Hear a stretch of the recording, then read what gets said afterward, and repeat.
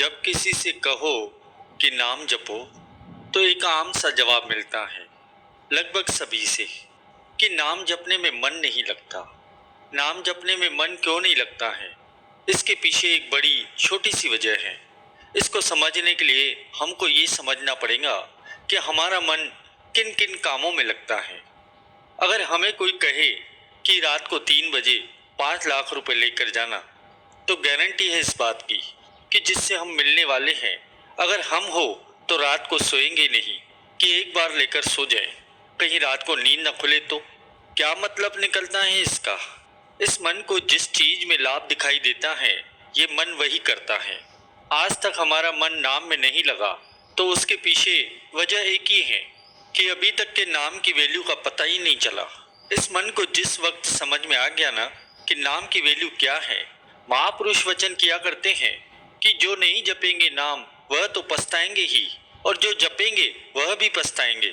सवाल किया, भाई जो नहीं जपेंगे वह तो पछताएंगे, ये बात समझ में आती है क्योंकि नरकों में जाना पड़ेगा, 84 लाख योनियां भुगतनी पड़ेंगी।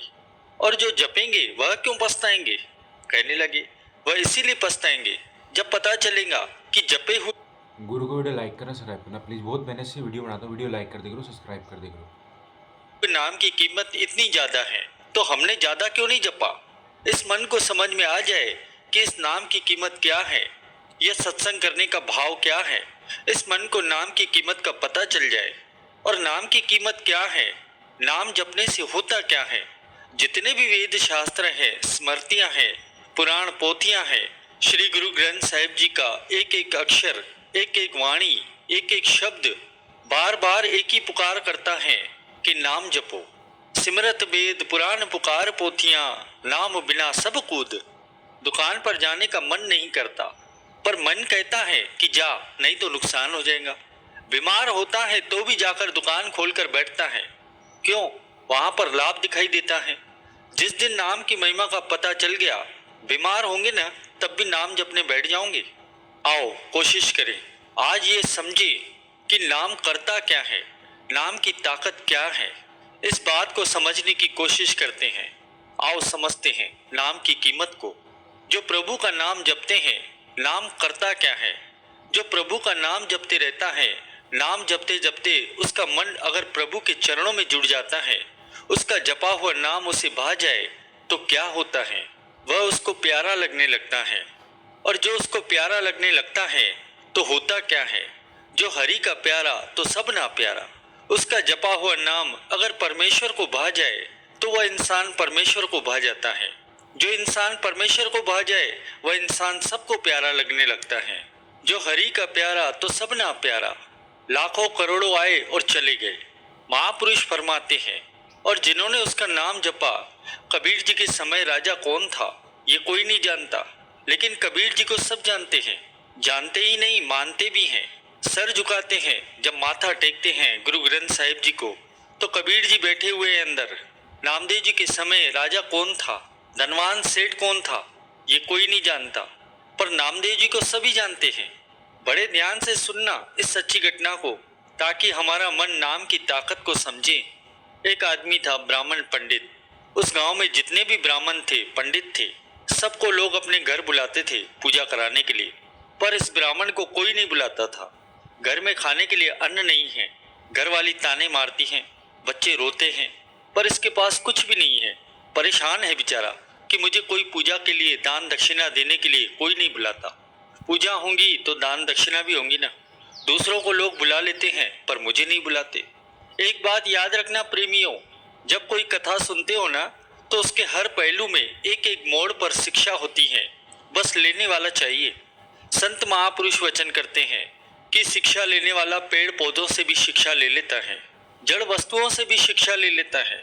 हम तो आज महापुरुषों से भी शिक्षा लेने को तैयार नहीं है। जहां से भी शिक्षा मिले, अपने छोटे से मिले, अपने से बड़े से मिले, किसी मूर्ख से मिले, शिक्षा जहां से भी मिले ले लो, ज्ञान जहां से मिले ले लो। अभी यहाँ पर क्या ज्ञान है? कई लोग कहते हैं, कई लोग देखते भी हैं कि दुकानें सबकी एक जैसी होती हैं, एक ही मार्केट में। अब किसी की बहुत चलती हैं, किसी की बिल्कुल नहीं चलती। सोचते हैं ना कि हमारी क्यों नहीं चलती, इसका जवाब है इसमें। उसकी क्यों चलती हैं, इसका भी जवाब है इसमें। कोई कहे कि मैं अपने दिमाग से दुकान चलाता हूँ, अपनी मेहनत से दुकान चलाता हूँ। महापुरुष कहते हैं नहीं, मेहनत तो रोड पर जो मजदूर करता है, जो पत्थर तोड़ता है, इतनी मेहनत तो कोई कर ही नहीं सकता। एक एक प्रश्न का उत्तर है इसमें। हमारे श्री गुरु ग्रंथ साहिब में एक एक प्रश्न का उत्तर है उसमें। ऐसा कोई प्रश्न नहीं जिसका उत्तर न हो। ये ब्राह्मण सोचता है कि मुझे कोई क्यों नहीं बुलाता। लेनदार दरवाजे पर खड़े हैं, रोज सुबह आकर ताने मार के चले जाते हैं, फिर सुबह निकल जाता है, शाम को आता है, पर कोई नहीं बुलाता घर पर पूजा पाठ कराने के लिए। घरवाली रोज कहती है कि लेनदार आए थे, ताने मार कर चले गए। रोती है बेचारी। अब तो उधार मिलना भी बंद हो गया है। एक दिन घरवाली ने कह ही दिया कि कल शाम को अगर धन लेकर नहीं आए तो घर आने की जरूरत नहीं है, जाकर नदी में छलांग लगा देना। दुखी मन से ब्राह्मण घर से निकला और शाम हो गई पर कोई भिक्षा नहीं मिली। नदी के तट पर बैठ गया।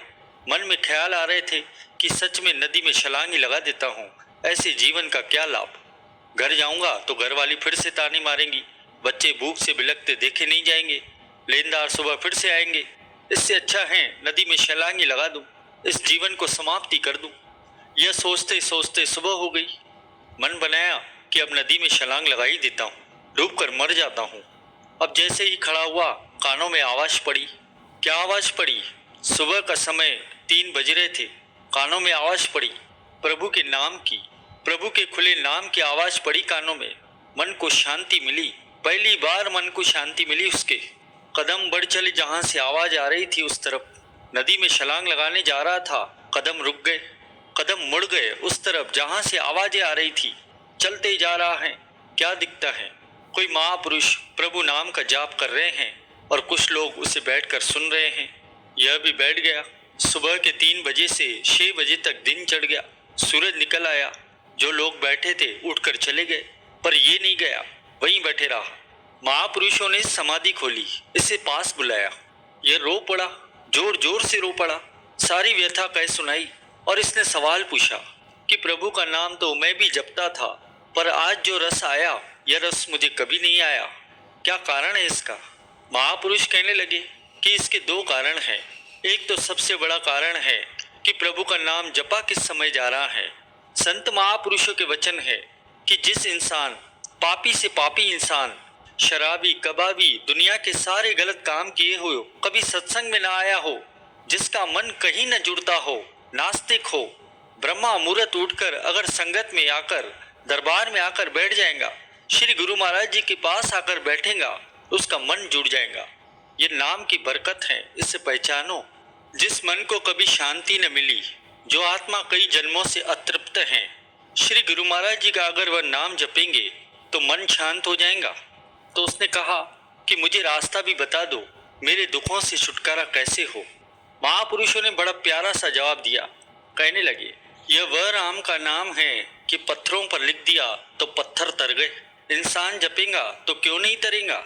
राम जी को भी सवाल किया गया था कि राम जी आप तो भगवान हो, आप समुद्र को कह देते कि सूख जा तो वह भी सूख जाता, सारी सेना चली जाती चलकर, यह पुल बनाने की क्या जरूरत थी। राम जी ने बड़ा प्यारा जवाब दिया। प्रेमियों, इस बात की गहराई को समझो।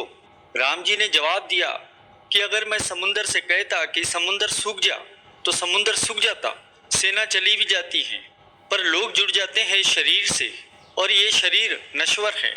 लोग कहते राम में शक्ति थी। मैं लोगों को समझाना चाहता था कि राम में नहीं, राम के नाम में शक्ति है।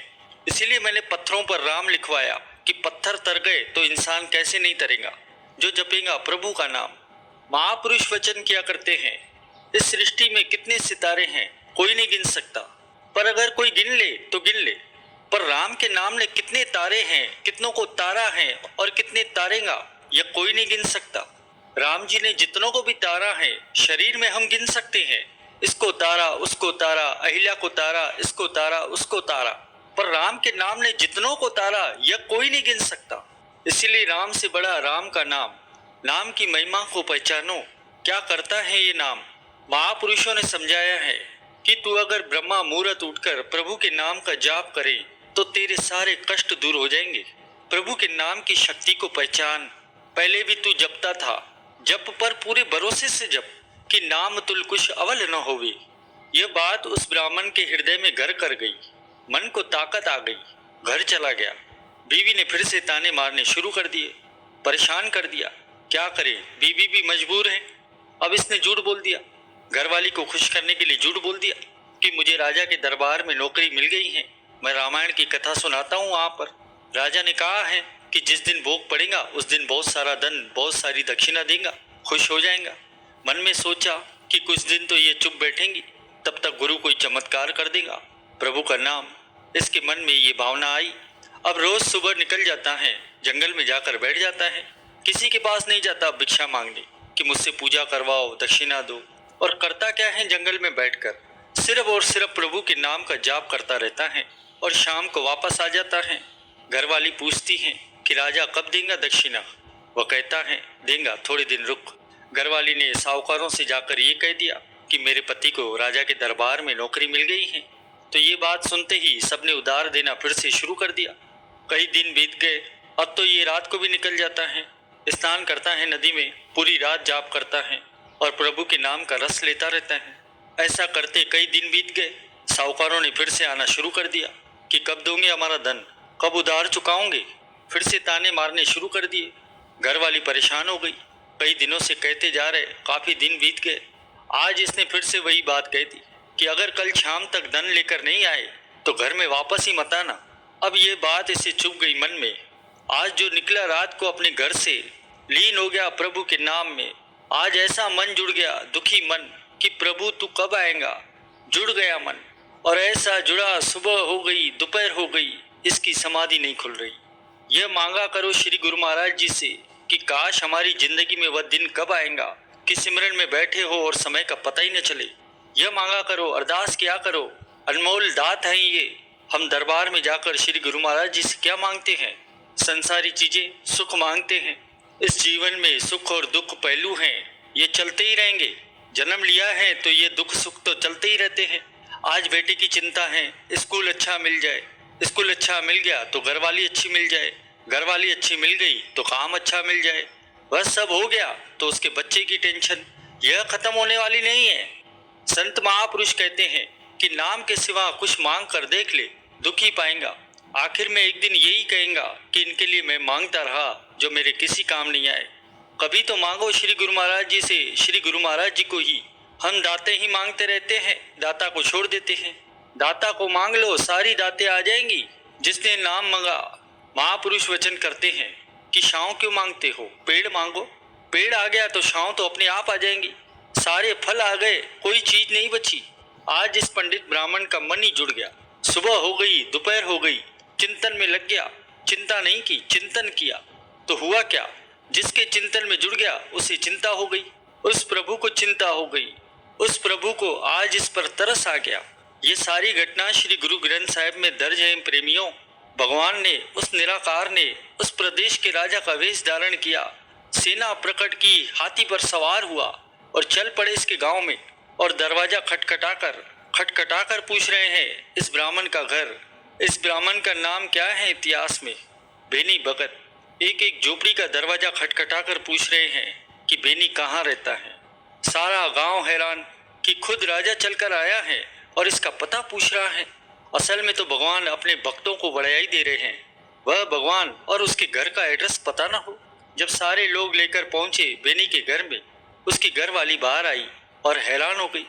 राजा ने कहा कि भाई, तुम्हारा पति हमें रोज कथा सुनाता है, आज उसकी दक्षिणा देनी है। घर हीरे जवाहरात और मोतियों से ऐसे भर दिए कि सारे जन्म खाते रहे, खत्म नहीं हो सकता। घरवाली खुशी से फूली नहीं समाई। राजा दक्षिणा देकर चला गया। शाम हुई, बेनी भगत की समाधि खुली। मन में सोचा घरवाली फिर ताने मारेंगी। पहुंचा, देखता है जहाँ पर झोपड़ी थी वहाँ पर एक सुंदर मकान है। क्यों न हो, भगवान श्री कृष्ण ने सुदामा का घर एक दिन में बना दिया था। वह चाहे तो एक सेकंड में बना दे, निरंकार है वह। हैरान हुआ। घरवाली जब सुंदर वस्त्र पहनकर बाहर दौड़ी आई तब पहचाना और घरवाली ने सारी बात बताई कि राजा आया था जिसकी तुम कथा करते थे, उसकी दक्षिणा देने। तो बेनी को ये समझते देर नहीं लगी कि राजा कौन था। गिर पड़ा धरती पर और रो पड़ा। शुक्राने में हाथ उठ गए और जुड़ गए। कहने लगा कि हे भगवान, हे भगवान। प्रेमियों, ध्यान देना इस बात पर एक आदमी जो नदी में छलांग लगाने जा रहा था, कितना कमजोर होगा। नदी में छलांग कौन लगाता है? जो मन से कमजोर हो, कंगाल हो।